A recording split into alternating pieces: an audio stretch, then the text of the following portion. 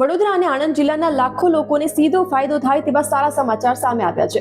ગંભીરા બ્રિજનું જરૂરી સમારકામનું 22% કામગીરી પૂર્ણ થતા બ્રિજ હવે રાહદારીઓ તેમજ ટુ વ્હીલર વાહન ચાલકો માટે ફરીથી શરૂ કરી દેવામાં આવ્યો છે, જેના પગલે આ વિસ્તારના લોકોને મોટી રાહત મળશે. ગત જુલાઈમાં મહી નદી ઉપર આવેલા ગંભીરા પુલનો એક ગાડો ધરાશયી થઈ ગયો હતો.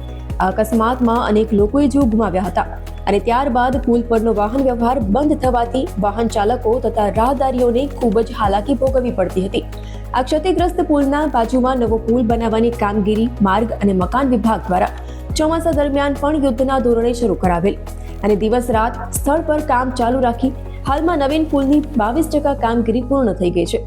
નવીન પુલ નિર્માણના સમયગાળા દરમિયાન પાદરા તથા બોરસદ વિસ્તારમાં સ્થાપિત વિવિધ ઔદ્યોગિક એકમો ખાતે રોજગારી અર્થે અવરજવર કરતા પ્રજાજનોની મુસાફરીમાં ડાયવર્ઝનના કારણે પડતી મુશ્કેલીના નિવારણ માટે માર્ગ અને મકાન વિભાગ દ્વારા ક્ષતિગ્રસ્ત પુલનું વિસ્તૃત નિરીક્ષણ તથા પરીક્ષણ હાથ ધરી અને સ્ટીલ બ્રિજની વૈકલ્પિક વ્યવસ્થાથી વાહન વ્યવહાર પુનઃસ્થાપિત રજૂઆત કરવામાં આવી હતી, જેને અનુલક્ષીને કેબિનેટ મંત્રી રમણભાઈ સોલંકી દ્વારા કરવામાં આવેલ રજૂઆત અન્વયે 18 નવેમ્બર 2025 થી 9.12 કરોડના ખર્ચે ક્ષતિગ્રસ્ત પુલ પર નવીનતમ સ્ટીલ બ્રિજ તથા પુલના અન્ય ગાળાઓમાં જરૂરી સમાર કામગીરી હાથ ધરવા માટે માનનીય મુખ્યમંત્રી દ્વારા મંજૂરી આપવામાં આવી હતી.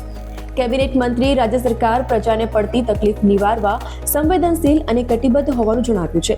આ મંજૂર થયેલ કામગીરી તાકીદના ધોરણે પૂર્ણ કરાવી પુલની રાહદારીઓ અને ટુ વ્હીલર વાહનોના વાહન વ્યવહાર માટે માર્ગ અને મકાન વિભાગ દ્વારા શરૂ કરવામાં આવ્યો છે.